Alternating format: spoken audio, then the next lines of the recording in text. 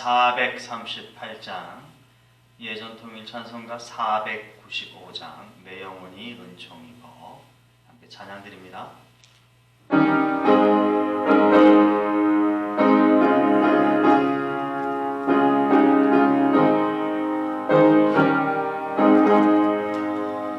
내 영혼이 은총이고 중한 죄짐 얻고 보니 슬픔 많은 이 세상도 천국으로 와도다. 할렐루야 찬양하세.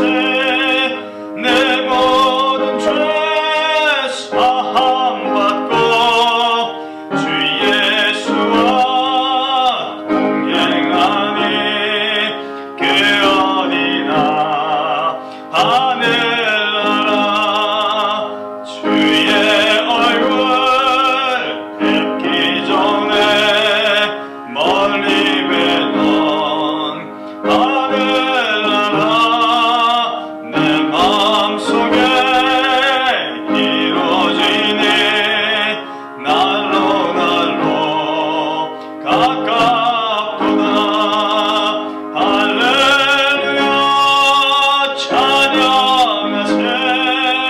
내 모든 죄 사함받고 주 예수와 동행하니 그 어디나 하늘나라.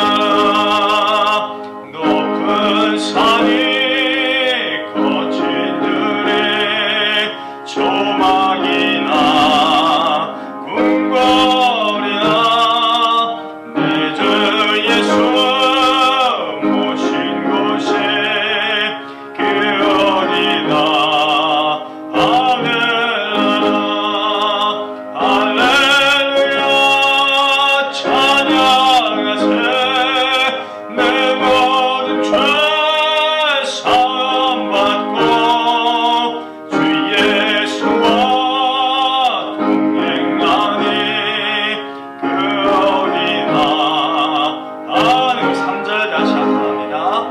높은 산에 거친 들에 조막이나 궁궐이나 내 주 예수 모신 곳이 그 어디나 하늘나라.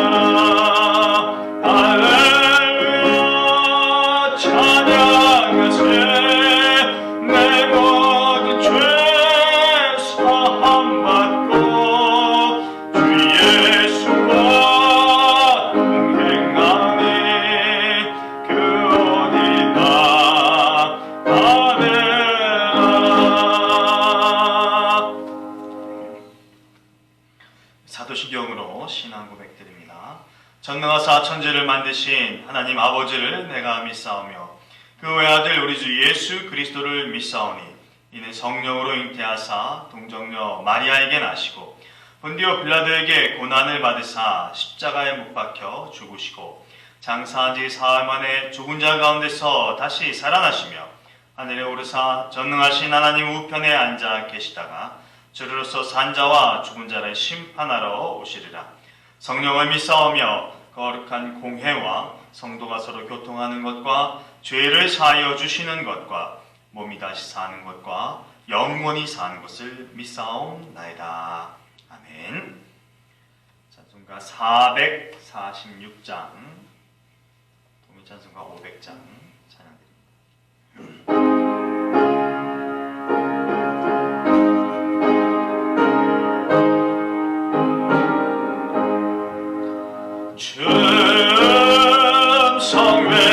성회네 참 기쁨 없도다. 날 사랑하신 주 늘 예시옵소서. 기쁘고 기쁘도다 항상 기쁘도다. 나 주께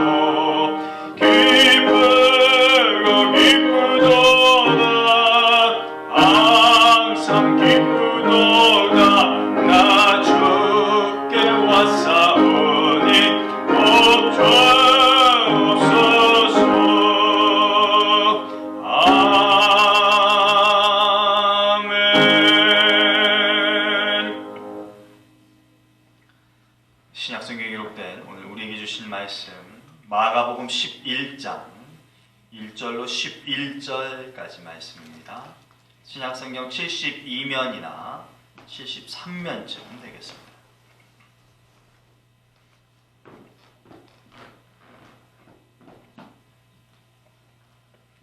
마가복음 11장 1절로 11절까지 말씀 우리 함께 합니다.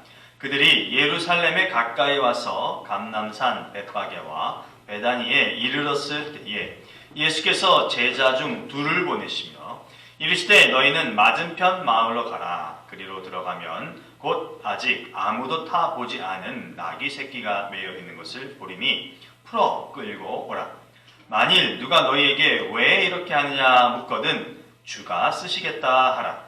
그리하면 즉시 이르러 보내리라 하시니 제자들이 가서 본즉 나귀 새끼가 문 앞 거리에 매여 있는지라. 그것을 푸니 거기 서 있는 사람 중 어떤 이들이 이르되 나귀 새끼를 풀어 무엇 하려느냐 하매 제자들이 예수께서 이르신 대로 말한대 이에 허락하는지라. 나귀 새끼를 예수께로 끌고 와서 자기들의 겉옷을 그 위에 얹어 놓으매 예수께서 타시니 많은 사람들은 자기들의 겉옷을 또 다른 이들은 들에서 벤 나뭇가지를 길에 펴며 앞에서 가고 뒤에서 따르는 자들이 소리 지르되 호산나 찬송하리로다. 주의 이름으로 오시는 이여 찬송하리로다. 오는 우리 조상 다윗의 나라여 가장 높은 곳에서 호산나 하더라. 예수께서 예루살렘에 이르러 성전에 들어가사 모든 것을 둘러보시고 때가 이미 저물매 12제자를 데리시고 베다니에 나가시니라. 아멘. 하나님의 말씀입니다. 기도합니다. 좋으신 하나님 고맙습니다. 생명의 말씀을 늘 가까이 하며 오늘도 예배를 통하여서 읽게 하시니 감사합니다. 읽은 말씀 아멘으로 화답하며 믿고 생활해 나가는 우리 되게 하시고 그럴 때 하나님께서 역사하셔서 우리 삶을 통하여 그리스도인다운 삶을 결실을 맺는 생활할 수 있게 도와주시옵소서. 성령님의 능력을 의지하며 말씀을 선언하고 함께 나눕니다.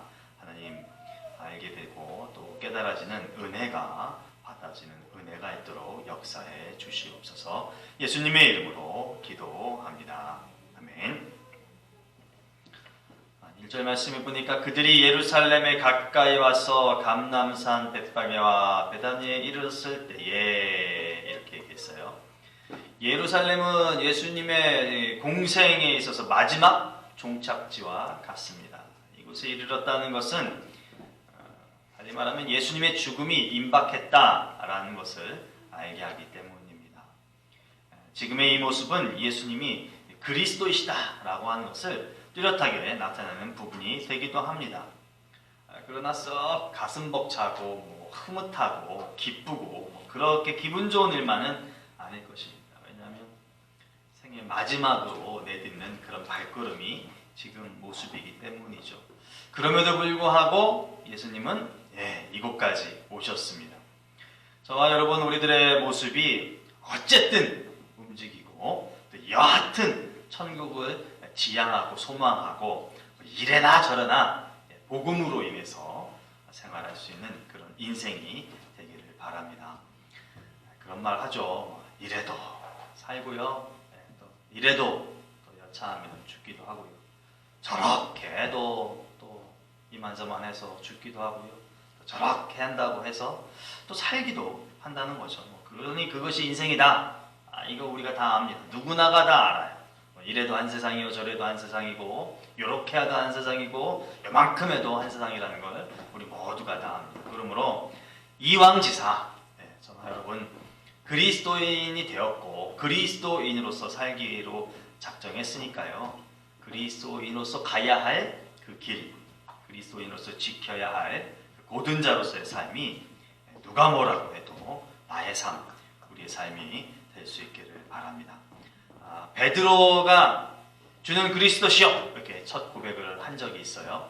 그러고 났더니 예수님께서 야 베드로야 내가 그리스도야 이런 말씀을 하셨죠. 그런데 조용히 해줘 소문내지 마 이런 말씀을 하셨습니다.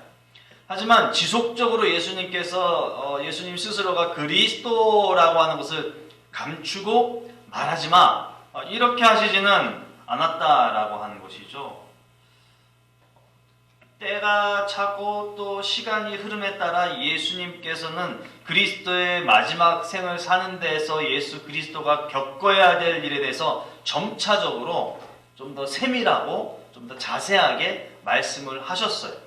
그러니까 함구하기만을 원하신 건 아니라는 거죠. 마가복음 우리가 계속 보고 있지만 마가복음 8장 이후로 9장, 10장에 점차 세밀하게 또 섬세하게 이렇게 말씀해 주시는 그런 부분이 나와요. 그래서 이런 일련의 예수님이 어떤 자신의 변화, 그러니까 조용히 소문내지 마. 그랬다가 야 그리스도는 이런 삶을 살 거야. 고난받을 거야. 죽게 될 거야. 이렇게 얘기하는 변화된 모습에서 그리스도의 삶에 대해서 제자들이나 당신을 추종하고 따르는 사람들이 모른다는 것, 혹은 잊고 지나치기를 원하신 것은 아니다 싶은 거죠. 그래서 오히려 그렇게 세밀하게 상세하게 말씀해 주신 것은 기억해 주기를 바라시는 것은 아닐까 하는 그런 생각을 좀 갖게 됩니다.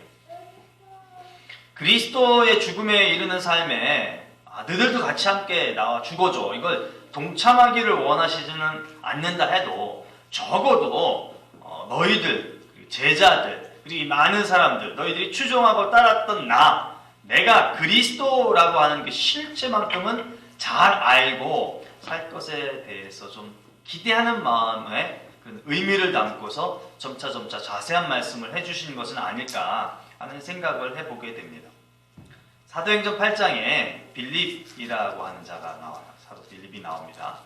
이 빌립이 사마리아 성에서 복음을 증거하다가 그 성에서 마술로 사람들을 즐겁게 하고 마술로서 사람들을 좋게 만드는 시몬이라고 하는 사람을 만나요. 그러니까 오늘날로 치면 무속인이 아닐까 싶기도 해요. 점쳐주고 해서 잘 되게 해주는 여하튼. 근데 이 사람이 복음을 믿고 그리스도인이 됐다는 거죠. 그래서 빌립이 가는 곳마다 같이 다니면서 열심히 전도하고 복음을 증거하면서 아주 180도 달라진 그런 생활을 합니다. 그러던 와중에 사도 베드로와 요한이 사마리아 성에 와서 같이 복음을 증거했는데 이거 생전 보지도 못했던 일을 이 시몬이 경험한 거예요. 뭐냐면 베드로와 요한이 기도하니까 사람들한테 성령이 있다는 거죠. 놀랐어요. 시몬이. 성경은 이 시몬의 행동에 대해서 사도행전 8장 18절로 19절에 이렇게 기록을 합니다. 시몬이 사도들의 안수로 성령 받은 것을 보고 돈을 들여 이르되 이 권능을 내게도 주어 누구든지 내가 안수하는 사람은 성령을 받게 하여 주소서 이랬다는 거죠. 돈을 주고 성령을 자기가 기도하면 사람들이 성령 받게 해주는 그런 권능을 내게도 주세요. 여러분 이거 왜 했을 것 같아요? 이런 행동. 이 사람이 그런 일을 했던 거예요. 평생을 남들에게 돈 받고 점쳐주고 돈 받고 잘되게 해주니까 예수 그리스도를 믿고 복음을 접하는 복음을 증거하는 전도자의 삶을 살긴 했지만 이 마음 깊은 곳, 이 생각 깊은 곳에는 여전히 자기 자신을 바꾸지 못한 그런 게 있었다는 거죠. 이건 돈 주고 받으면 나도 할 수 있어. 이런 생각에 베드로와 요한에게 이런 일을 했다는 거예요. 베드로가 이렇게 말합니다. 사도행전 8장 20절에서 23절은 이렇게 기록해요. 베드로가 이르되 내가 하나님의 선물을 돈 주고 살 줄로 생각하였으니 내 은과 내가 함께 망할지어다. 하나님 앞에서 내 마음이 바르지 못하니 이 도에는 내가 관계도 없고 분깃될 것도 없느니라. 그러므로 너의 이 악함을 회개하고 주께 기도하라. 혹 마음에 품은 것을 사하여 주시리라. 내가 보니 너는 악독이 가득하며 불의에 외인 바 되었도다. 여러분 이 말씀, 베드로가 한 말씀을 들어보면 사악한 마음이나 사악한 어떤 의지, 사악한 뜻이 있다 할지라도요, 표면적으로, 겉으로는 복음을 증거하는 그런 전도자의 삶을 살 수 있다는 거예요. 이게 쉽게 와닿지 않지만 이중인격적인 삶을 살 수도 있다는 거예요. 왜냐하면 시몬이 그런 행동을 했고 사도 베드로는 그의 속내를 정확하게 간파해서 성령에 의해서 이런 말씀을 했기 때문이에요.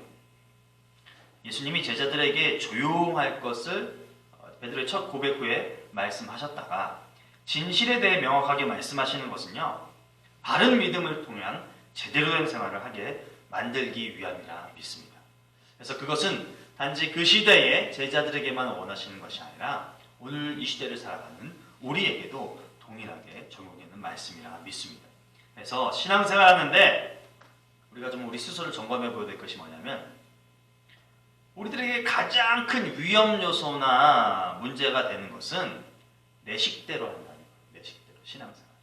이게 연륜이 깊어지면 깊어질수록, 그러니까 신앙의 연차가 깊으면 깊을수록 이런 유의 모습이 나타나기 쉽다는 거예요. 내 마음 내키는 대로, 내 감정이 끌리는 대로, 내 삶의 방식이 허락되는 대로. 참 요상해요. 초신자 때는 주어지는 말씀대로, 가르치는 대로 이것이 참된 길이야 라고 따라가는 모습, 소위 우리가 쉽게 말하면 순종의 모습이 더 많고 더 크게 나타나는데, 이 연차가 깊어지면 깊어질수록 자기 스스로가 판단하는 경우들이 상당히 많다는 거죠. 그게 우리가 지닌 가장 큰 위험 요소예요. 신앙생활하고 믿음을 견고하게 해나가는 데 있어서, 걸림돌이 되는 것에 있어서.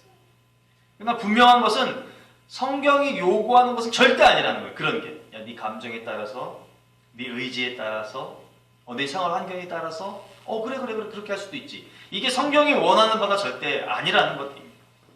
왜냐하면 오늘 본문에서의 예수님의 행동을 봐도 이게 성경이 원하는 게 아니구나. 내 방식, 내 믿음, 내 어떤 뜻, 내 삶의 환경, 거기에 의해서 할 수도 있고 안 할 수도 있고, 많이 할 수도 있고 크게 할 수도 있고 적게 할 수도 있고, 이게 아니구나 라고 하는 것을 알 수 있다는 거예요. 먼저 구약성경 스가랴 9장 9절 말씀을 제가 읽어봐 드릴게요. 시온에 따라 크게 기뻐할지어다. 예루살렘에 따라 즐거이 부를지어다. 보라, 내 왕이 내게 임하시나니 그는 공의로우시며 구원을 베푸시며 겸손하여서 나귀를 타시나니 나귀의 작은 것 곧 나귀 새끼니라. 스가랴 9장 9절 말씀이에요. 여러분, 우리가 11장 1절로부터 11절까지를 빠르게 읽었지만 오늘 본문에서 이와 비슷한 말씀이 있어요. 2절과 3절입니다. 다시 한번 볼까요? 이르시되 너희는 맞은편 마을로 가라. 그리로 들어가면 곧 아직 아무도 타보지 않은 나귀 새끼가 매여 있는 것을 보리니 풀어 끌고 오라. 만일 누가 너희에게 왜 이렇게 하느냐 묻거든 주가 쓰시겠다. 그리하면 즉시 이르러 보내리라 하시니. 이게 스가랴 9장 9절의 말씀과 참 흡사하죠. 나귀에 대해서 그렇게 얘기하셨다는 거예요. 그러니 이 말씀을 하신 것은요, 예수님께서 구약의 예언의 말씀을 성취시켜 주시기 위해서 하신 말씀이고, 이런 행동을 제자들에게 보이셨구나 라고 하는 것을 알 수 있다는 것이에요. 왜 이런 행동이 있어야 합니까? 여러분, 예수님이 이 땅에 스스로 오신 것이 아니기 때문에 그래요. 예수님이 이 땅에 태어나셔서 어릴 적에 성전에서 공부도 하고 또 해안이 있어 지혜가 있어서 성경 말씀을 깊이 깨달았다가 내가 그리스도가 되어야 되겠구나 이렇게 해서 그리스도가 된 것이 아니기 때문에 그렇습니다. 미가서 5장 2절 말씀에요. 베들레헴 에브라다야 너는 유다 족속 중에 작을지라도 이스라엘 다스릴 자가 내게서 내게로 나올 것이라. 그의 근본은 상고에 영원에 있느니라. 이렇게 예언의 말씀을 해주셨어요. 메시아가 올 것에 대한 말씀을 하신 거예요. 근데 여러분, 마태복음 1장에서 천사가 마리아와 헤어질 것을 갈등하고 있고 고민하고 있는 요셉에게 나타나서 이런 말씀을 합니다. 마태복음 1장 21절 말씀이에요. 아들을 낳으리니 이름을 예수라 하라. 이는 그가 자기 백성을 그들의 죄에서 구원할 자이심이니라. 천사가 나타나서 마리아를 통하여서 나타날 자가 구원자, 메시아다, 그리스도다라는 이야기를 해줬단 말이죠. 이 시점에 동방에서 온 박사들이 헤롯 왕 앞에서 하는 말을 들어보죠. 마태복음 2장 2절입니다. 유대인의 왕으로 나신 이가 어디 계시냐? 우리가 동방에서 그의 별을 보고 그에게 경배하러 왔노라. 이 말을 하니까 헤롯 왕과 예루살렘이 아주 들썩들썩했다고 해요. 성경이 그렇게 말을 합니다. 그래서 마태복음 2장 5절 말씀의 기록은 이렇게 돼요. 이르되 유대 베들레헴 이오니. 여러분, 이 말씀이 미가서 5장 2절의 말씀이 성취되는 거예요. 솔직히 지금 예수님 주변의 사람들은 구약의 어떤 이런 예언의 말씀을 이해하고 예수님을 따르고 예수님이 구세주라고 쫓아다니고 칭송하고 그러고 있는 것은 아니에요. 일상생활을 쭉 하는데 어느 순간 예수라고 하는 인간이 나타났는데 이게 생전 보도 듣도 못한 일들, 기적을 가르치고 여기에서 뛰어나다고 하는 그 지식층의 사람들 같지 않은 뛰어난 말씀을 증거하고 그 말씀에 생명력이 있어서 귀신이 떠나고 사람들이 벌떡벌떡 일어나고 풍성한 먹거리도 주고 온갖 이적과 기적을 주니까 이 사람들이 지금 여기까지 수많은 사람들이 자기가 보고 경험한 것에 의해서 예수를 추종하고 따라왔다는 것이죠. 게다가 이 군중들은요, 예수님을 명확하게 하나님께서 메시아로 보내신 자로서 이해하지도 않거나 이해하지도 못하고 있다라고 하는 것입니다. 그렇다면 예수님은 스스로 어떤 행동을 해도 이 사람들은 예수님을 떠나지 않아요. 제가 드리고 싶은 말씀은 예수님이 구약에 인용한 말씀을 좇아서 하나하나 짚으면서 생활하지 않는다 할지라도 이 사람들은 절대 예수님을 떠나지 않아요. 보고 경험한 것이기 때문에. 해서 예수님은 자기 식대로, 그리스도라 할지라도 자기 식대로, 자기 방법대로, 자기 생각대로 뭐든지 해도 전혀 의심하거나 이상한 일이 아니다라고 하는 것이죠. 이렇게 해도 사람들은 예수님을 신기해하고 추종할 것이고, 예수님이 구약의 말씀을 쫓아서 무언가를 할지라도 사람들은 환호하며 예수님을 따라가기에 충분할 것입니다. 근데 예수님은요, 절대 자기 식대로 하시는 게 없다라고 하는 것입니다. 그럼에도 불구하고 사람들이 이래나 저래나 상관하지 않음에도 불구하고 구약의 말씀을 좇아 예수님이 하셔야 할 일을 차분하게 하나하나 조목조목 진행하십니다. 이것이 우리가 본받아야 될 신앙의 모델이 된다고 믿습니다. 아니, 심지어 예수님께서도 하나님께서 펼쳐내시기 위한 약속의 말씀을 따라서 허락하실 때에 그 뜻에 맞춰서 하나하나 행동해 나가셨는데, 아니 우리가 뭐라고 30년 믿었다는 게 그렇게 뭐 이렇게 대단하다고, 직분 있는 게 뭐 이렇게 큰 거라고, 말씀에 쫓아서 말씀이 베풀어 주시는 것에 따라서 행하지를 못하고 자꾸 내 식대로 내 경험에 의한 것을 추종하고 따르고 내 감정에 의해서 이렇게 저렇게 하려고 하는 그런 모습이 나오냐 말이죠. 절대 그래서는 안 된다. 예수님이 보이신 것처럼 하나님께서 약속하신, 명하신 이루시기를 위한 그것을 행함을 통해서, 야, 내가 메시아이고 내가 곧 그리스도야 라고 하는 것을 나타내셨다라고 하는 것을 우리가 늘 기억할 수 있으면 좋겠습니다. 그래서 여러분, 저와 여러분들이 이 부분이 공감이 되고 동의가 되셔야 될 것 같아요. 신앙생활 하면서 우리 자신의 신앙과 신앙생활을 점검하고 반드시 정도를 따르는 신앙인이 되어야 하겠습니다.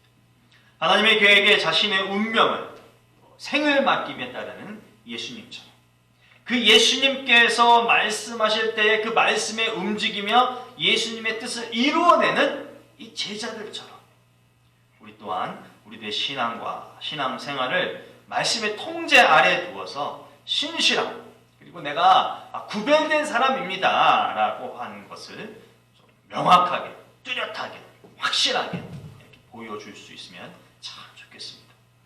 이런 자들에게 필요한 것이 믿고 따르는, 아니면 그냥 가는 순종의 모습이라 믿습니다. 제가 믿고 따른다 라고 표현하기도 하고, 또 하나는 그냥 간다 라고 말씀을 드리기도 했어요. 여하튼 가야 되기 때문에 그렇습니다. 하라고 하는 것을 해야 되기 때문에 그렇습니다. 예수님께서 여기까지 오신 것도요, 사실 순종의 결과입니다. 아니, 예수님이야 뭐 하나님이시니까 갈등도 없고 염려와 고민도 없었다고 여길 수도 있을 것이에요. 아직까지는 마가복음을 통해서 예수님께서 그런 모습을 보여주시지 않았기 때문에 마가복음 읽는 우리들은 예수님은 하나의 흔들림도 없고 그냥 여기까지 힘차게 순종 전진 하면서 오셨어, 이렇게 이해가 될 것이에요. 아직까지는 나타나지 않았기 때문에. 그런데 제자들의 모습에서도, 특별히 본문에서 이렇게 보냄받은 이 2명의 제자들의 모습은 우리들에게 귀감이 되기에 충분합니다. 2절로부터 6절까지의 말씀을 다시 한번 읽어볼게요. 이르시되 너희는 맞은편 마을로 가라. 그리로 들어가면 곧 아직 아무도 타보지 않은 나귀 새끼가 매여 있는 것을 보리니 풀어 끌고 오라. 만일 누가 너희에게 왜 이렇게 하느냐 묻거든 주가 쓰시겠다 하나. 그리하면 즉시 이르러 보내려 하시니 제자들이 어떻게 했다고요? 가서 본즉 나귀 새끼가 문 앞 거리에 매여 있는지라 그것을 푸니 거기 서 있는 사람 중 어떤 이들이 이르되 나귀 새끼를 풀어 무엇 하려 하느냐 하매 제자들이 예수께서 이르신 대로 말한데 이에 허락하는지라. 아멘. 예수님의 처음 하신 말씀, 야 거기 건넌 마을에 가서 한번 봐봐. 거기 나귀가 있을 거야. 나귀 새끼가 있을 거야. 그거 풀어갖고 와. 근데 풀어갖고 올 때 사람들이 뭐 할 거야? 이렇게 물을 거야. 그럼 주께서 쓰시겠다고 해. 이렇게 말해.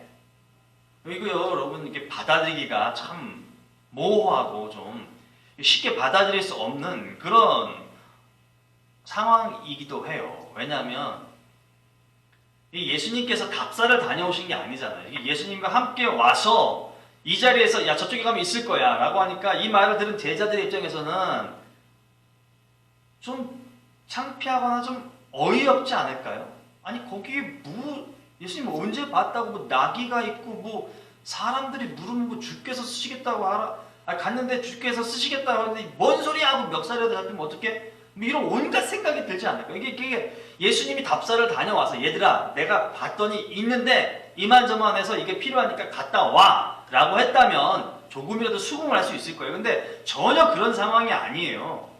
예수님께서 떡하니 하신 말씀이라고 하는 거죠. 그래서 예수님 말씀은 예수님이시지만 100% 신뢰하기란 참 쉽지 않은 그런 상황이에요. 한국에서 내비게이션이라고 하는 게 처음 나온 때가요. 대략 1993년이에요. 오랜 세월이네요. 그리고 구글이라고 하는 이 업체가 창립된 게 1998년이에요. 그러니까 사실 그 이전에는 저나 여러분들이 어디 갈 때 한 손에는 꼭 뭐가 있었을 거예요? 지도가 있었을 것이에요. 그래서 어디라 갈라치면 아저씨 여기 어떻게 가야 돼요? 이렇게 물었을 거예요. 지도가 없으면 동네 어르신한테 어르신 저 어디 가려고 하는데 영동골이 어디예요? 그러면은 요만저만해서 저기 전봇대 지나서 뭐 방앗간을 지나서 이렇게 가면 거기가 용두골이야 이렇게 나오면 전봇대를 찾고 방앗간을 찾는 그런 때가 있었어요. 지도와 사람들에게 묻고 그들에 의해서 행선지, 목적지, 여행지를 따라가던 때가 있었어요. 이런 일을 경험하면 신기한 게 정말 할아버지가 얘기해 주신 전봇대를 지나고 방앗간을 지나면 거기에 내가 가야 될 곳이 있다는 거예요. 그리고 지도를 보고 한참 따라가면 정말 거기에 내가 원하는 목적지가 있다는 거죠.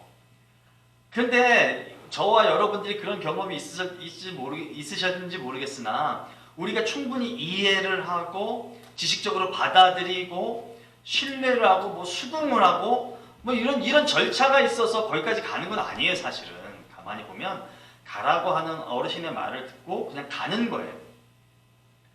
지도에 나와 있는 것을 그냥 보고서 가는 거예요. 그냥 간단 말이에요. 이해가 됐니 안 됐니 뭐 이런 게 중요한 것이 아니라라고 하는 거죠. 그러니까 우리 편에서는 이해하고 알고 가는 게 중요하다라고 여길 수도 있겠지만 실제는 몰라도 상관없는 거예요. 오늘날 현대사회에서 지금 구글맵을 이용하면서 자동차를 다닐 때도 마찬가지예요. 지금 내가 다니는 도로가 42번 도로인지 46번 도로인지 그다지 중요하지 않아요. 지도에 파란색 길이 나와 있는 거 그게만 쭉 따라가면 1시간 뒤에는 내 목적지가 나오고 30분 뒤에는 내가 갈 데가 나와요. 빨간색이 나오면 그냥 멈추면 시간이 되면 지연되는 게 풀려서 가게도 된단 말이죠. 그러니까 뭔가 이해하고 알고 가는 게 그다지 중요하지는 않아요. 몰라도 갈 수 있어요. 따라만 가면 갈 수 있어요. 원하는 목적지, 가고 싶은 곳을 갈 수 있다는 것입니다. 저는 예수님의 말씀을 따라간다는 게 이와 같다고 생각이 되어져요. 우리가 지성인이고 우리가 성인이고 우리가 어른이 되었기 때문에 한편으로는 알고 가야 돼. 확실히 이해를 하고 가야 돼. 그렇게 해서 받아들여야 그게 참 믿음이야 라고 생각하는지는 모르겠지만 성경이 요구하는 건 그게 아닌 거예요. 성경에서 예수님도 하나님의 말씀을 전적으로 이해하고 알고 한다라는 취지의 말씀은 찾아보기가 어려워요. 기록된 말씀이셨기 때문에 하나님이 하신 말씀이셨기 때문에 예수님도 그대로 좇아서 하시고 그 말씀을 그대로 사람들에게 선언하고 가르쳐 주셨다라고 하는 것이죠. 그럴 때에 그 말씀과 그 행동을 통해서 감격이 있었고 결실이 있었다라고 하는 사실이에요. 우리에겐 자유의지도 있고요. 우리에겐 풍성한 지성도 있고요. 일반적인 상식도 있어요. 그런 우리에게 하나님의 말씀이 들어와서 그것들과 맞물려서 때로 하나님의 말씀이 진흙탕 속에 떨어지게 되는 거예요. 진흙구더기 속에 묻어난 우리들의 온갖 잡다한 그 잡식 때문에 하나님의 말씀이 아닌 것 같이 뒤섞여진단 말이죠. 바라본데 그럼에도 불구하고 적어도 다른 세상의 어떤 합리적인 이해나 어떤 세상적인 지식이나 이런 것보다도 항상 하나님의 말씀이 좀 우위에 있어서 우리를 다스리고 우리를 따르게 하는 그런 삶의 원천이 될 수 있었으면 좋겠습니다. 그러니까 하나님의 말씀은 나의 지성보다 높아. 하나님의 말씀은 나의 경험보다 더 명확해. 이런 어떤 진실된 고백과 따름이 우리 가운데 있기를 원해요. 그래서 예수님이 보여주시는, 하나님께서 인도하시는 신앙의 여정을 그냥 따라갈 수 있는 그 따라감이 발음이 되는 우리의 삶이 되었으면 좋겠습니다. 가라고 할 때 한번 가보는 거예요.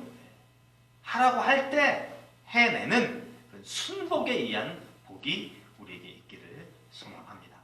이런 일련의 일들이 하나하나 모아져서 영광 받으시는 예수님의 온전한 모습을 이룹니다.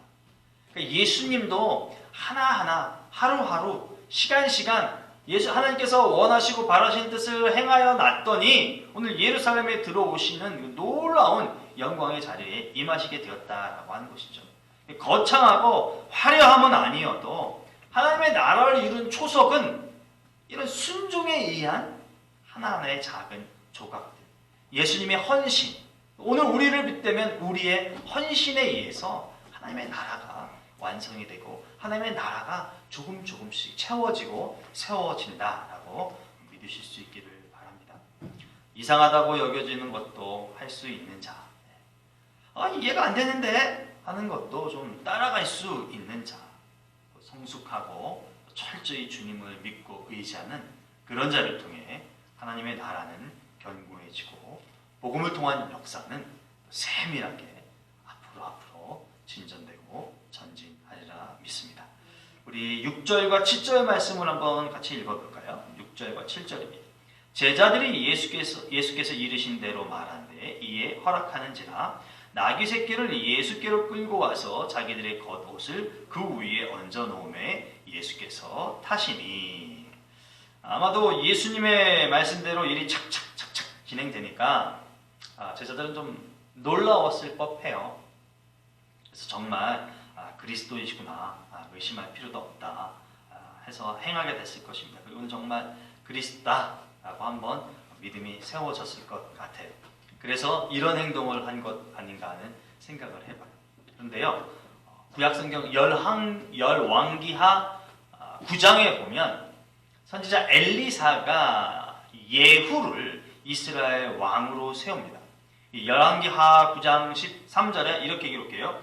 무리가 각각 자기의 옷을 급히 가져다가 성돌 위 곧 예후의 밑에 깔고 나팔을 불며 이르되 예후는 왕이라 하니라. 아멘. 사람들이 예후에 대해서 이렇게 적잖이 의심하는 상황 가운데 있는데 예후가 선지자 엘리사에 의해서 내가 기름 받은 왕 이것을 드러내니까 사람들이 그제서야 그 앞에 자기의 겉옷을 깔고 예후가 이스라엘의 왕이다 라고 하는 것을 알렸다라고 하는 그런 말씀이에요. 제자들이 행한 모습은 마치 구약에서 사람들이 왕으로 이 예후를 받던 것과 흡사합니다. 제자들의 이 모습은 자신들이 겪은 과정에서 어쩌면 자연스레 나타났을 것이라고 생각이 되어져요. 어떤 거죠? 나귀를 찾으러 갔는데 나귀가 진짜 있었고 나귀를 가지러 오려고 했을 때에 예수께서 하신 말씀을 사람이 하는 것을 보니까 정말로 이게 일어나는구나, 이 일이 있구나, 그리스도이시구나 라고 하는 게 인정이 되니 그를 왕으로서 높이는 예후를 갖출 수밖에 없었다라고 하는 것이죠. 그런데 그렇게 함으로 인하여서 또 다른 효과가 나타나는 것이 있는데 8절로 그 모습이 이어진다는 거예요. 8절 말씀입니다. 많은 사람들은 자기들의 겉옷을 또 다른 이들은 들여서 벤 나뭇가지를 길에 펴며 이랬어요. 이거 제자들이 예수님 앞에 자기네 겉옷을 깔고서 여러분들도 이렇게 길에 펴세요. 여러분 나뭇가지 깎아와서 예수님을 높이세요. 뭐 이렇게 한 거 아니에요. 믿음에 의한 자신의 신앙을 드러냈더니 선한 영향력이 확장되어지는 모습입니다. 우리 생활에서 이런 모습이 있기를 원해요. 우리 한 사람 한 사람의 그 신실한 믿음의 표현을 통하여서 선한 영향력들이 다른 이들에게 전하여지는 그런 모습이 있기를 원해요. 특별히 우리 교회 안에 믿음의 선한 영향력들이 나에게도 있고 너에게도 있어서 피차간에 그리스도를 높이고 교회 공동체를 바르게 섬기는 그런 아름다움이 펼쳐질 수 있기를 소망합니다. 이를 통해서 모두가 왕 되신 주, 구원자 되시는 예수님 높이고 있는 거죠. 호산나 찬송하리로다. 주의 이름으로 오시는 이여 찬송하리로다. 오늘 우리 다윗의 나라여 가장 높은 곳에서 호산나 하다. 아멘. 우리 한 사람 한 사람의 모습을 통해서 우리 교회가 예수 그리스도를 환호하고 우리 성도가 예수 그리스도를 환호하고 외치는 삶을 통해서 귀한 복음을 잘 증거하는 자로서의 삶을 본이 되는 삶을 사는 우리가 될 수 있기를 주님의 이름으로 축복합니다. 기도합니다. 하나님 감사합니다. 예수 그리스도를 잘 믿는 그런 신앙인이 되고 생활을 하기를 원합니다.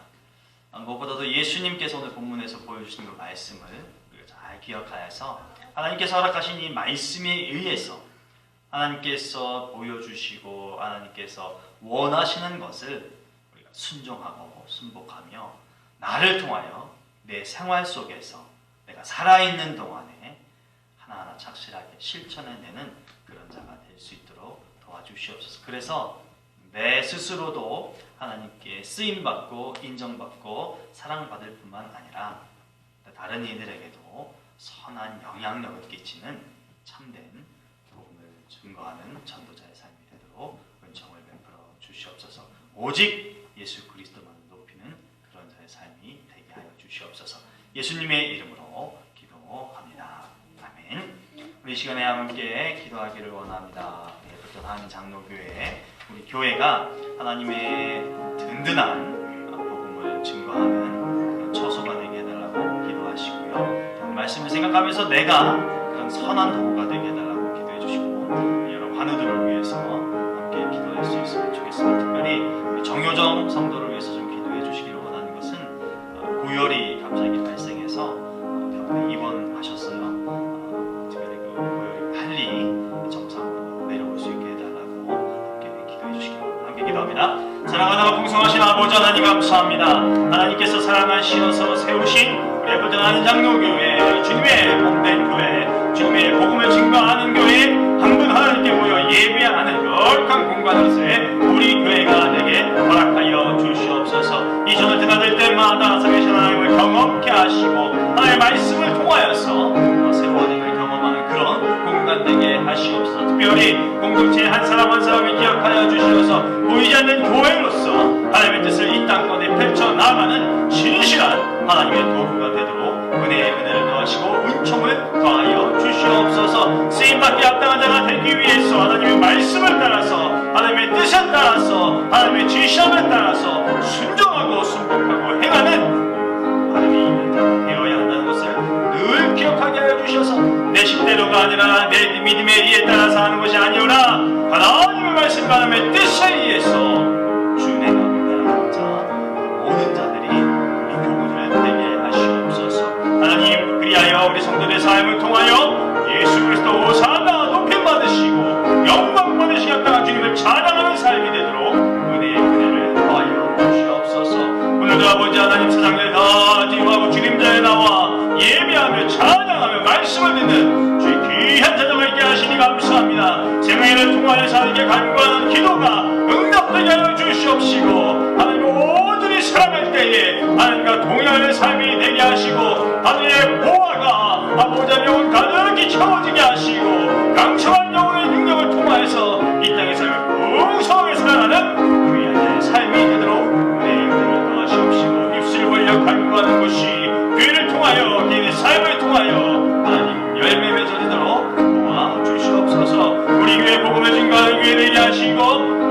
찬양과 말씀과 기도가 뜨겁게 울려 퍼지고 널리 퍼져나가는 교회가 되게 하시옵시고, 하나님께서 찾으시는 사람들이 모이는 교회가 되게 하시고, 하나님을 만나기를 원하는 자들이 모여드는 교회가 되게 하시고, 하나님께서 예비한 자들이 함께하는 교회가 우리 교회 되게 하셔서 온전히 주의 영광만이, 온전히 주의 섭리만이, 온전히 주의 뜻만이 가득한 우리 공간, 우리 교회 되게 하시옵소서.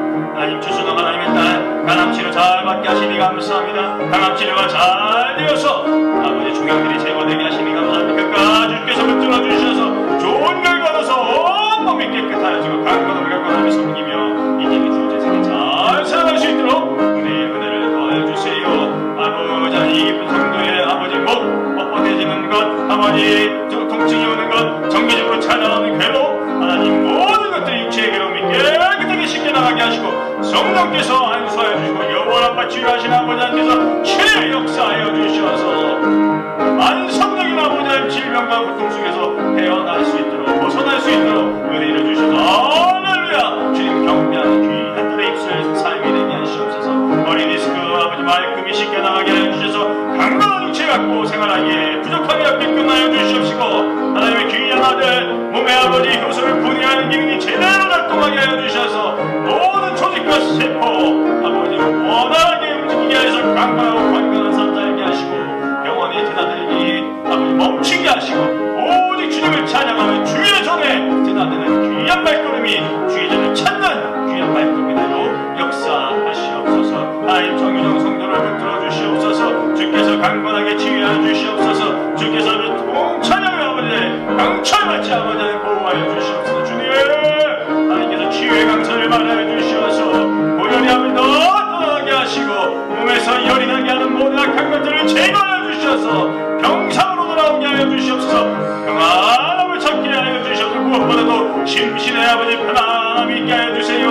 염려가 사라지게 하세요. 두려움이 떠나게 하여 주시옵시고, 그의 육체로 만져주셔서 하나님 깨끗하게 정갈하게 하시옵소서. 특별히 아버지 목중의 태아를 지켜 보호하여 주시고, 생명을 지켜 보호하여 주셔서 안전케 하여 주시옵시고, 이놈의 아버지 귀한 딸의 육체가 깨끗하게 치유되게 하시고, 아버지 원인을 밝혀내게 하여 주셔서 하나님 의료수를 통하여서 의료진을 통하여서 아버지 적합하고 바른 치료를 통하여서 속히 병원에 나와서 일상으로 돌아갈 수 있도록 도와주세요. 하나님 잘 먹게 하세요. 잠 잘 자게 하세요.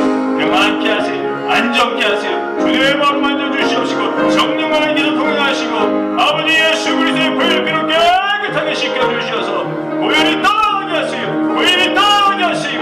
아버지 하나님 잠잠케 하세요. 흔드는 악한 모든 것들을 물리쳐 주시옵시고, 천군천사 보호하시어서 평안한 밤 되게 하세요. 비록 병상에서 이 밤을 지났다 할지라도 아버지 평안한 밤이 되게 하시고, 주님이 위로해 주시는 밤이 되게 하시고, 주님이 위로해서 안정을 찾는 밤이 되게 하시옵소서. 주님 역사해 주시옵소서. 함께 하시옵소서.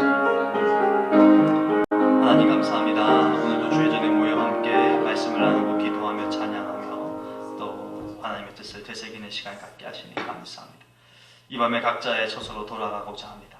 돌아가는 발걸음도 안전케 하시고, 또 편안한 쉼을 누리게 하시고, 하나님께서 허락하시는 새날 하나님의 마음을 갖고 그리스도를 향한 믿음을 갖고 기쁨으로 맞이하게 하시옵소서. 다시 한번 구하오니 우리 환우들 지켜 보호하시고, 우리 정유정 성도와 복중의 태아를 안전케 하시고 붙들어 주시고 회복시켜 주시옵소서. 예수님의 이름으로 기도합니다. 아멘. 주기도문 하심으로 예배를 마칩니다. 하늘에 계신 우리 아버지여, 이름이 거룩히 여김을 받으시오며 나라가 임하시오며 뜻이 하늘에서 이루어진 것 같이 땅에서도 이루어지이다.